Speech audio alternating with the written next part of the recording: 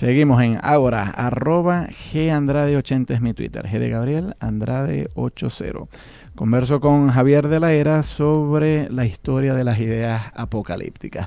Mencionábamos en el segmento anterior, Javier, la presencia de muchas de estas ideas en el mundo grecolatino, pero habíamos dicho que no era tan prominente. Donde realmente se desarrollan es en aquel llamado judaísmo del Segundo Templo, que es después que los judíos regresan del exilio babilónico y construyen el Segundo Templo, instituyen ya una religión con una casta sacerdotal, etcétera.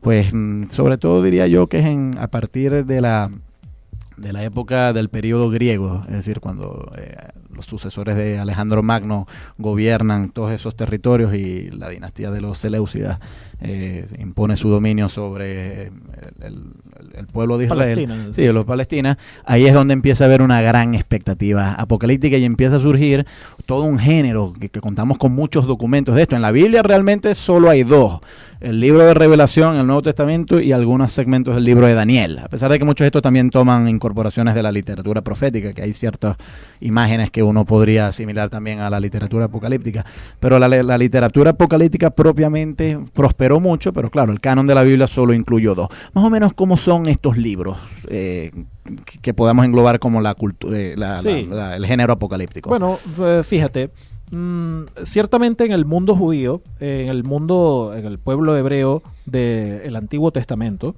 pues es donde por primera vez se aprecia con bastante claridad lo que llamamos la literatura apocalíptica, y más que todo el género apocalíptico y el estilo apocalíptico de interpretar la realidad.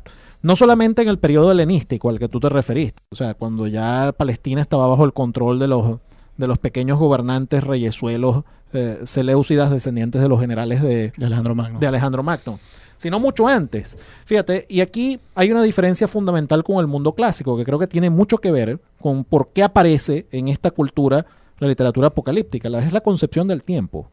En el mundo judío, a diferencia de en el mundo clásico grecolatino, el tiempo no es circular, no es cíclico. El tiempo es lineal, vale decir, la tradición hebrea mantiene que Dios en el principio crea el universo, crea el mundo, y después hay un desarrollo lineal de acontecimientos que va a llegar finalmente a una consumación final. Esto es una concepción lineal del tiempo. Aquí no hay un eterno retorno, no hay una repetición. Cuando se acabe el mundo, se acaba. Y hasta ahí llega. Pero yo diría que algo bueno va a venir después. Por supuesto, esa es la expectativa. Claro, exacto. Claro. A diferencia, por ejemplo, del apocalipsis más nihilista de los últimos tiempos, sí, apocalipsis zombie, o que viene un meteorito y va a acabar con toda la tierra y nada va a venir después de eso. Por supuesto. El apocalipsis, el género apocalíptico que surge durante estas épocas, que yo más o menos lo ubicaría a partir del siglo IV antes de Cristo. Incluso más tardíamente, a partir del siglo III o II antes de Cristo, que es donde el periodo auge de... Sí. La época helenística. Sí, bueno, pero claro, como digo, también hay, digamos, elementos protoapocalípticos. No, hay antecedentes. Si uno lee el libro profética, exacto, el libro de Ezequiel, por ejemplo, con todas esas visiones que él tiene de bestias compuestas de varios elementos de varios animales, o el valle de los huesos secos que de repente resucitan y tal. Todo eso es propiamente, digamos, sirve como antecedente de fíjate, pero ¿qué caracteriza este tipo de manera de evaluar la realidad y de escribir? ¿Qué lo caracteriza? Pues fíjate, hay ciertos elementos que son comunes, tanto en los profetas más antiguos de la Biblia, que tienen algún fragmento o alguna parte que se puede pensar que es de estilo apocalíptico, como los libros propiamente apocalípticos del siglo II, del siglo III antes de Cristo. Pues hay varios elementos comunes. Número uno, un marcado dualismo. Sí. Un marcado dualismo, una lucha entre el bien y el mal. Claro. Y estamos hablando de bien absoluto y mal absoluto. O sea, muchos historiadores han señalado que quizás tenga una influencia persa. El regreso del exilio, los judíos pudieron haber traído algunas de estas ideas. Puede haberse incorporado algún tipo de influencia de las culturas donde estuvieron durante años en exilio. Pero el punto principal es que hay un marcado dualismo. Segundo, la situación presente que está viviendo la persona, que está viviendo la comunidad, ¿okay?, se entiende en términos cósmicos, no solamente en términos sociológicos, no solamente de que tenemos un rey malo o de que un general de otro país nos está sitiando alrededor de la ciudad. No, sino en términos cósmicos, que esto implica el fin del mundo, que esto implica una lucha final entre el bien y el mal, que estos acontecimientos que vemos en el mundo terrenal tienen un sentido, universal, un sentido más allá de lo que se ve comúnmente. Tercero, pues se le ha llamado a la literatura apocalíptica o al género apocalíptico una literatura de resistencia. Sí. Resistencia en el sentido de que estamos en crisis, de que estamos muy presionados por lo que está ocurriendo y necesitamos resistir esa crisis. Entonces, ¿cómo resistimos esa crisis? Bueno, mira, más allá de lo que se observa con los ojos mortales, pues la realidad espiritual que está detrás indica que el mal va a ser finalmente vencido por el bien. Claro, un aliento de esperanza. Exactamente. Entonces, por ejemplo, yo creo que es muy emblemático en el libro de Revelación, en la Biblia, es decir, más allá de toda la aparición de bestias, la bestia del mar, la bestia de la tierra, la ramera de Babilonia y todas estas figuras que son terribles y todas estas catástrofes. El autor de este libro, quien haya sido, de nombre convencionalmente Juan. No, yo acepto la autoría por Juan, sí, yo sé que el apóstol. Creo yo no. Pero bueno, llamémosle Juan de Patmos, sí, en el sentido de que la escribió de Patmos. De esa manera. Sí.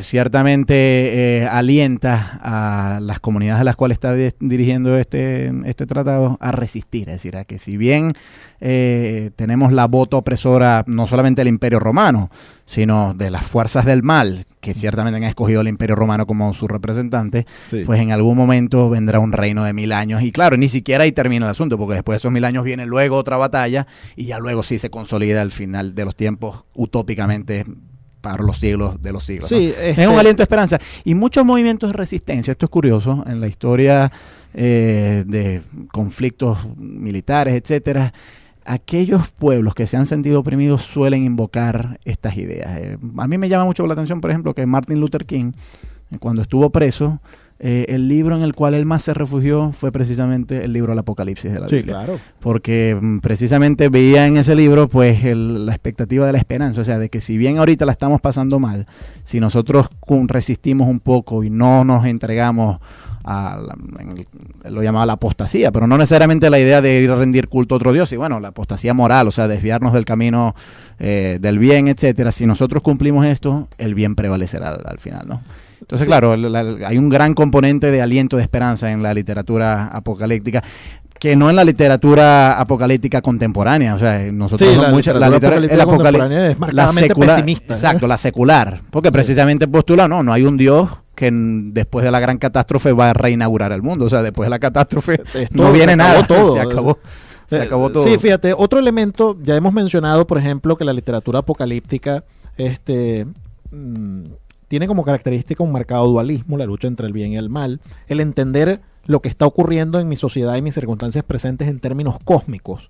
Yo no digo solamente que mi país va a desaparecer porque va a ser invadido, yo digo que las estrellas van a caer del cielo y que el sol se va a poner negro y que la luna se va a poner roja, como marcando un cambio de época de nivel cósmico.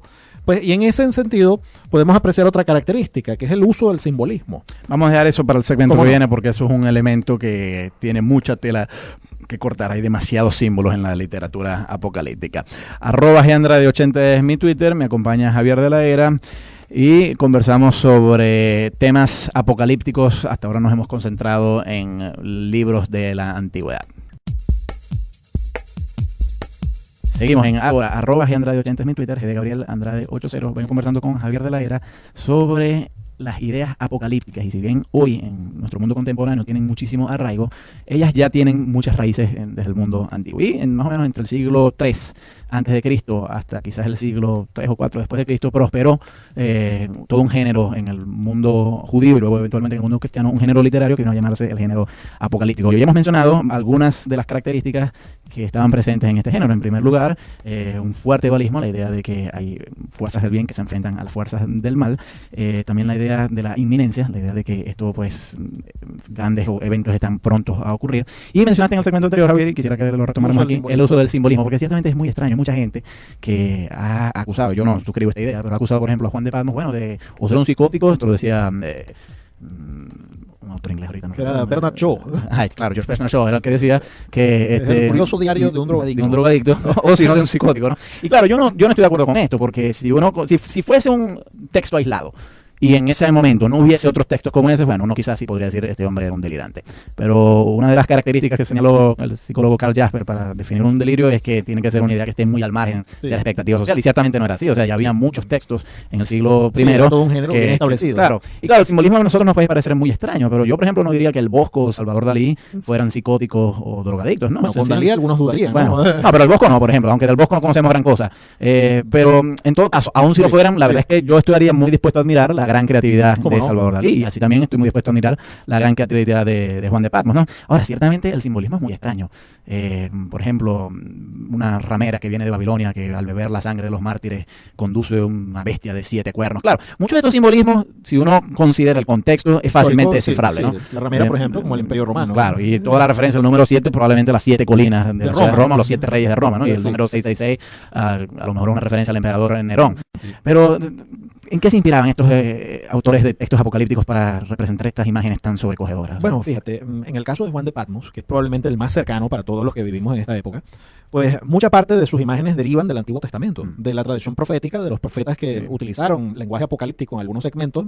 Especialmente estoy pensando en el profeta Joel, entre otros, que nos da la imagen de las langostas que vienen a destruir totalmente una ciudad, una imagen que recupera Juan en el Apocalipsis, o también en el libro de Daniel. En el libro de Daniel y en otros libros apocalípticos de la misma época en que se presume que se escribe el libro de Daniel, pues hay una cierta convención en el uso de los símbolos. Por ejemplo, las grandes bestias usualmente representan a imperios políticos. Claro. Y esto es una convención que aparece en el libro de Daniel y que Juan presumiblemente toma y que los lectores contemporáneos de Juan hubieran entendido, a pesar de que a nosotros nos parezca muy extraño.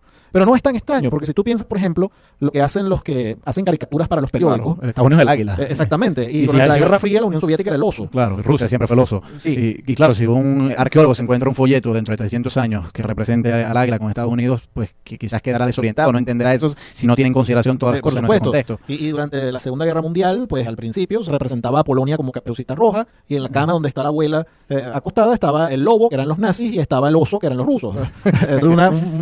Algo muy similar a eso es lo que hace la literatura apocalíptica, tal vez probablemente eliminando el elemento de humor que se encuentra en nuestros caricaturistas contemporáneos. Pero ciertamente la representación de realidades políticas, realidades de la época a través de símbolos, es algo muy importante en toda la literatura apocalíptica. Claro, ahora, estoy pensando particularmente en el Apocalipsis de Juan, pero también en los otros textos apocalípticos. Pareciera que la trama pasa muy rápido. O sea, los eventos que se describen son catastróficos, y el lector, yo, porque muchas veces he leído el Apocalipsis de Juan, yo tengo que tomar un descanso, porque después que digo que cayeron las estrellas y la luna se puso roja y hubo tantas plagas y vinieron los 4 jinetes, bueno, estas son cosas que yo quiero ir digiriendo, porque es que uno al final realmente sale abrumado, sobrecogido por toda esta carga de simbolismos que y muy probablemente esa es la intención del autor, muy probablemente esa es la intención, es lo que quiere producir en la audiencia. Y recuerda que estos textos usualmente no eran diseñados para ser leídos por una persona abstractamente, en un cómodo estudio.